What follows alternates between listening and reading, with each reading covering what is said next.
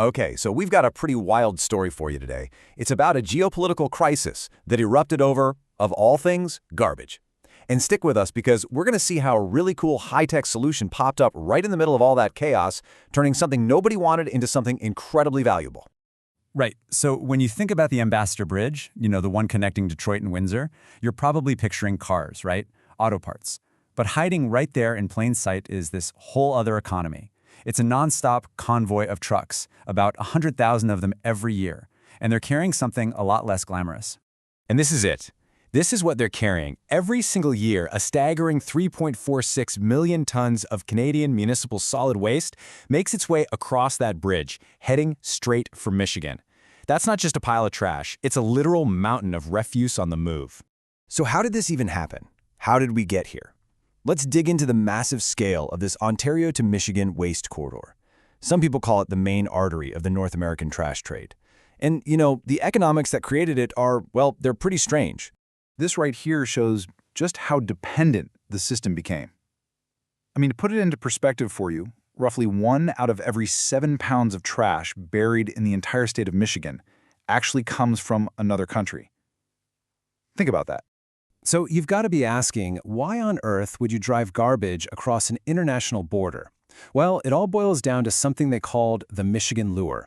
For decades, the state's tipping fee, that's the tax to dump a ton of trash, was a mere 36 cents. Just 36 cents. Now compare that to Ontario, where it could cost you over $100 to develop new landfill sites. The choice was, purely economic. It was just way cheaper. But this created a huge vulnerability.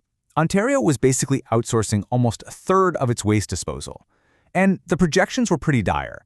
They showed that if that border ever closed, Ontario was headed straight for a waste cliff. It would completely run out of its own landfill space by 2034. And then it happened. That delicate, kind of dysfunctional system we've been talking about was thrown into absolute chaos. The border didn't just close, it became a weapon in what turned into a full-blown trade war. So how'd they do it? Well, under the USMCA trade deal, trash was technically considered a duty-free Canadian good because it was wholly obtained in Canada. But customs officials found a pretty clever loophole. All they had to do was open a few bags, find some products made in other countries, and then they could argue the trash wasn't wholly obtained at all. And this created a classic political pincer movement against Ontario. You had the Trump administration on the federal level using that loophole to slap on massive tariffs.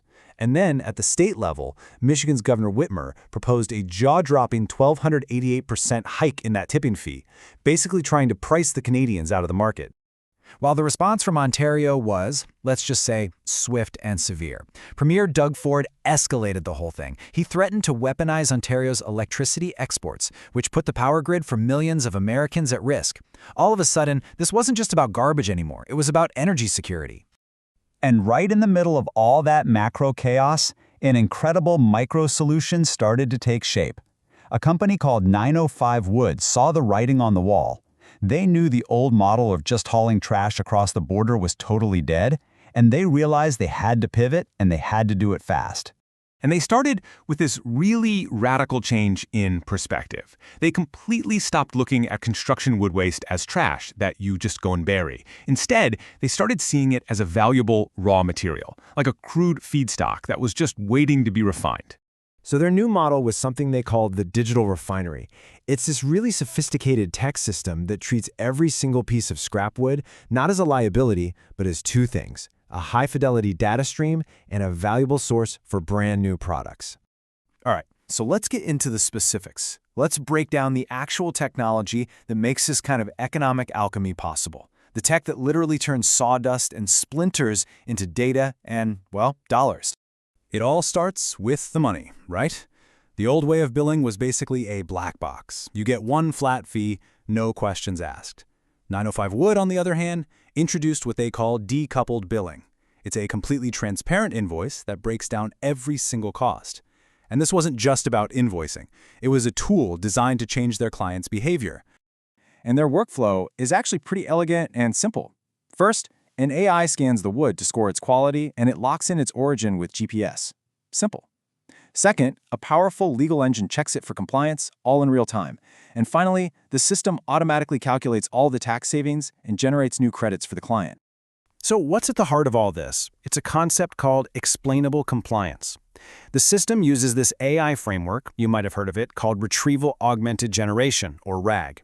And what that means is the AI doesn't just make a random decision. No, it actively goes and pulls the exact text from a database of Ontario's environmental laws to back up its call. It justifies everything.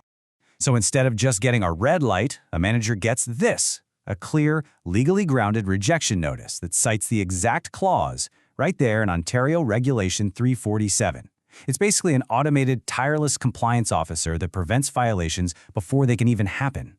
And the engine that powers this thing is incredibly fast. They're using Google's Vertex AI and AliDB, and the system performs what are called vector searches. It's like a way of matching complex data fingerprints. And it does it up to 10 times faster than a standard database. And that speed is absolutely essential to make the whole economic model work. And here's the first part of the financial aha moment. By proving that the wood is clean and being diverted from a landfill, their clients get to avoid Ontario's new CIRCIL levy. And this is a pretty punitive tax designed to discourage sending mixed waste to landfills. It can hit you for $60 a ton. But here is the real alchemy. I mean, avoiding a tax is one thing. Generating a brand new asset is something else entirely. Because the data proves that carbon is being diverted from the waste stream, 95 Wood can create something called carbon removal certificates, or CRCs, and these are currently trading for around $350 per ton. It completely flips the script, turning a cost into a major revenue stream. So let's zoom back out for a second. Because this really specific, hyper-local technological fix actually provides a powerful answer to those massive geopolitical problems we started with. It's a path toward what some people are now calling waste sovereignty. I mean, the strategic genius here is that by creating a new, valuable product inside Ontario, the digital refinery makes all those border tariffs completely irrelevant. It ends that risky dependence on Michigan landfills, and it builds a really powerful domestic circular economy from the ground up. So the crucial point is this: 905 Wood isn't really just selling wood chips. They're selling the final output of their refinery, which is this digital product passport. It's a cryptographically locked PDF that offers absolute, totally auditable certainty about that wood's origin, its purity, everything. This whole story, from crisis to solution, really leaves us with a fascinating final thought. We just saw a system where data transformed a political liability into a high-value carbon asset. So it kind of begs the question, right? What other industries out there have waste that's just waiting for its own digital refinery?